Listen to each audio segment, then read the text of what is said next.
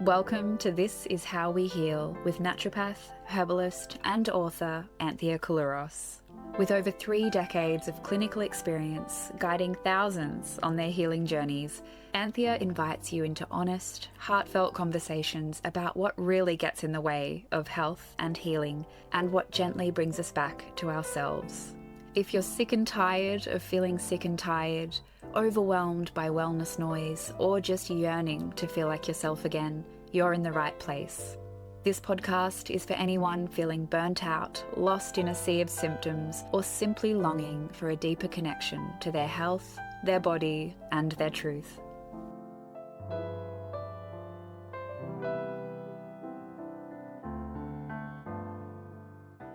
Hello and welcome to This Is How We Heal.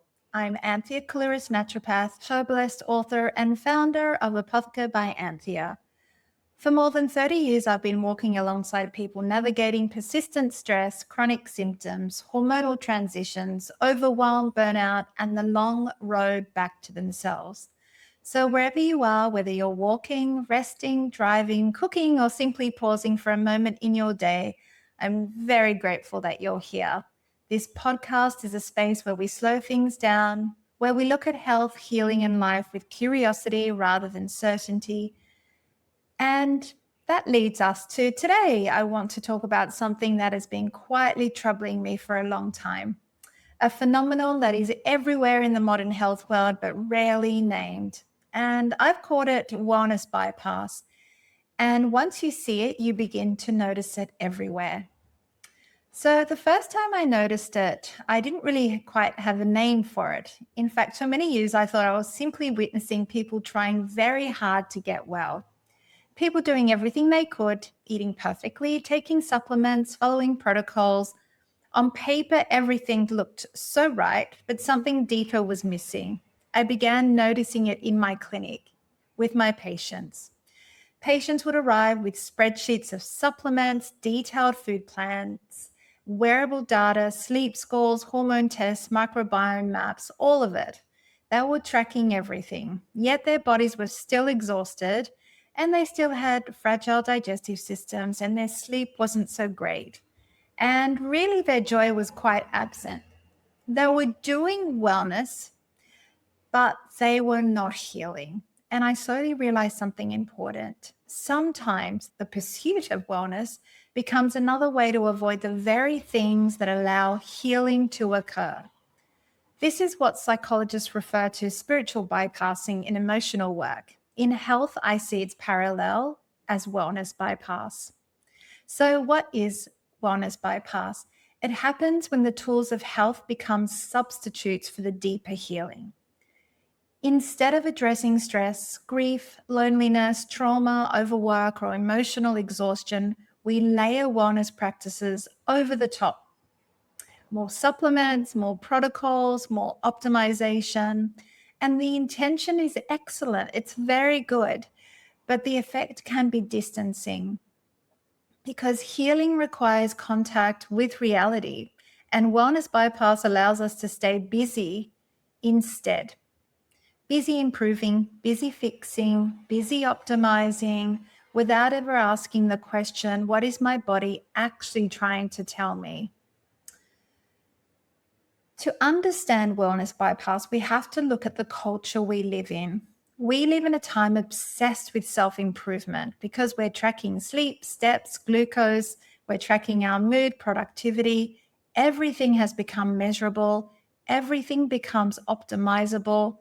And technology promises us control over biology. And the wellness industry, now valued globally over $6 trillion, has grown around that promise. The message is subtle but constant. If you're not well, there must be something else you should be doing. Yet another protocol, another supplement, another upgrade. But biology doesn't always respond to pressure. And healing is not a productivity project. It's a relationship. I see wellness bypass in many forms. I see it in the person who eats flawlessly but is afraid of food. I see it in the person who fasts for health but is quietly exhausted. I see it in the person who tracks every metric yet no longer trusts their own body. And I see it in the person who stacks supplements while ignoring the emotional load they carry every day. Sometimes the healthiest thing someone can do is not add another practice. Sometimes it is to remove half of them, to breathe and to stop trying so hard to be well. I remember a patient who came to see me some years ago, and I have countless of these patients. She arrived with a bag of supplements so heavy it almost split. Her routine filled my treatment pages: morning powders, afternoon tonics, evening capsules. Her diet was impeccable, but she was always on an anti-parasitic cleanse. Her discipline was extraordinary, yet she felt exhausted, yet she felt like she had no cognitive function. Her digestion was inflamed, her sleep fragmented. She had a name for everything that she had, from ADHD to bipolar, all sorts of conditions that she had self-diagnosed. And she looked at me and said, "But I don't understand. I do everything right. Everything. You know, my neighbor does this, my friend does that. I see other people doing all sorts of things and they don't wear their choices." The thing is, I believed her, and she was doing everything, but she had been running from something much deeper. And for this particular patient, it was grief, a loss that she had never allowed herself to feel. So instead of slowing down, she had doubled down on wellness, trying to out-supplement the pain. So we did something radical. I just said, let's just stop all the supplements, which is hard, particularly if a patient is relying on them and they've become a lifeline. So instead of stopping entirely, we kind of did half the supplements and gradually weaned her off, and we simplified her plan. Again, really difficult when someone relies on and hangs everything on the complexity of protocols and plans. I asked her to stop tracking. I asked her to stop fasting. I think by that point we had built a good rapport, and she trusted me at this point, because who am I to say, stop doing everything that you're doing, particularly if it offers her some type of safety and security. So I just suggested, let's be radical. Let's try something completely different. Let's just focus on whole food eating, 3 square meals a day, where we show up at every touch point as a ritual. Let's just gently move your body. Let's exercise outside of the gym. Let's make sure you rest. It couldn't get any worse. She was already exhausted. And something did shift and changed. I noticed her digestive system suddenly wasn't being reported as a symptom to address. And she never mentioned her sleep again. And you could see the vibrancy in her energy, but also just where her focus was. Suddenly it became less about control, and it became just less of doing so many things that suddenly felt like such a weight had lifted, because what felt like wellness were like chores that were hiding something much deeper. So wellness bypass happens for a very human reason. Control feels safer than vulnerability. It is much easier to optimize a routine than to sit with grief, for instance, with this patient. It is easier to perfect a diet than to acknowledge loneliness. It is easier to buy another supplement than it is to change a life that no longer fits. But the body is not fooled by appearances, and the nervous system will always tell the truth. And if the deeper layers of our lives remain unaddressed, the body continues to signal. So fatigue, digestive stress, pain, insomnia, and so on. This is simply your mind and body communicating to yourself. One modern expression of wellness bypassing is biohacking. Biohacking promises the biology can be upgraded quickly: cold plunges, peptides, nootropics, longevity stacks. Some of these tools can indeed support resilience, but when they become substitutes for emotional repair, they lose their purpose. I see this particularly in people who have spent decades mastering control in their professional lives: executives, entrepreneurs, high performers. When retirement approaches, that same discipline often shifts towards the body. Health becomes the next project to manage.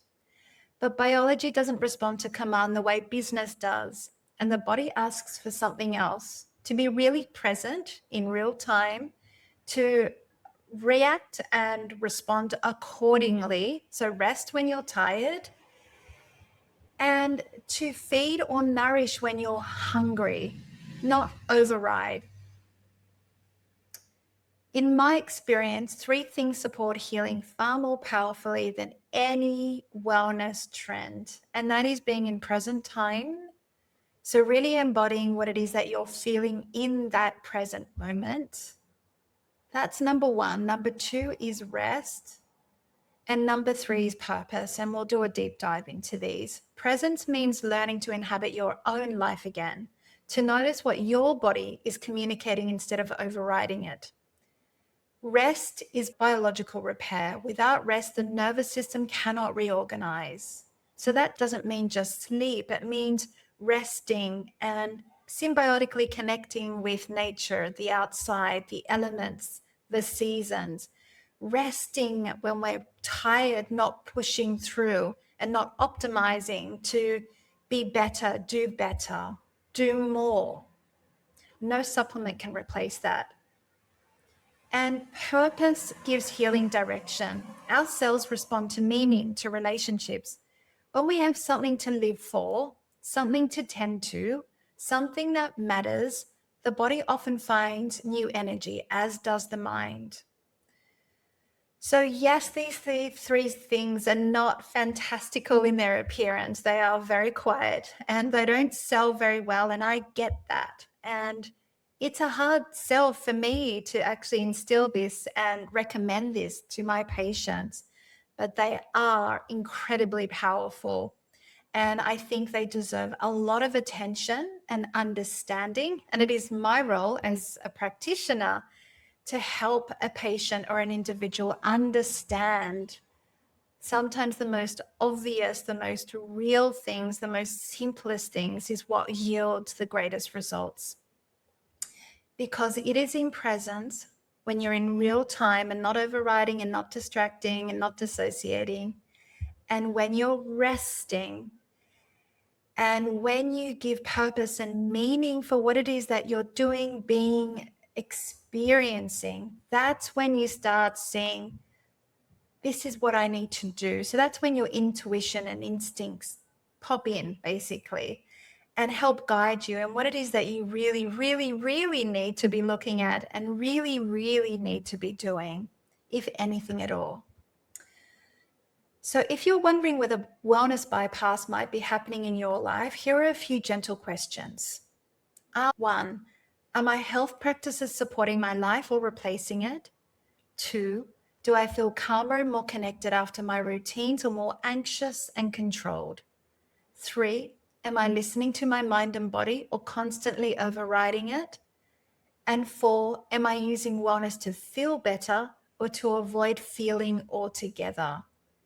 These questions are simple invitations.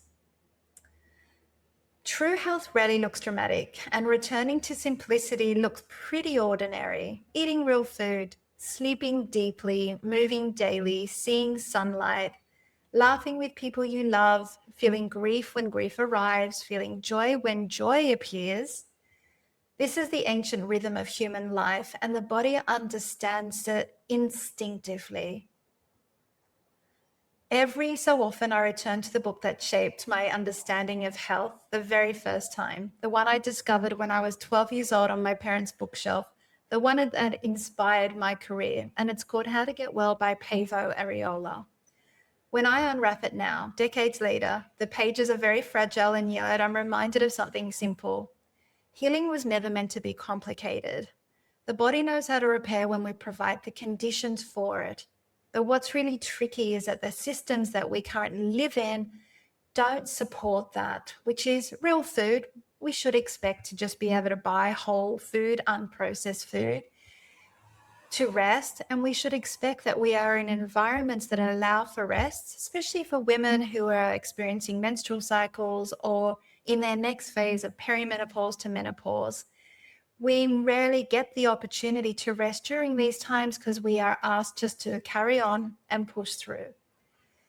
To connect with nature, again, if we're working indoors or enclosed in homes, we rarely get to see the change in season and therefore connect to the change of food on offer with the change of season. Our body temperatures are controlled, but when we step outside, we get to experience something quite different. From earthly smells and different temperatures and different visibility of a flora and fauna that makes us feel much more connected and, in fact, much more safe.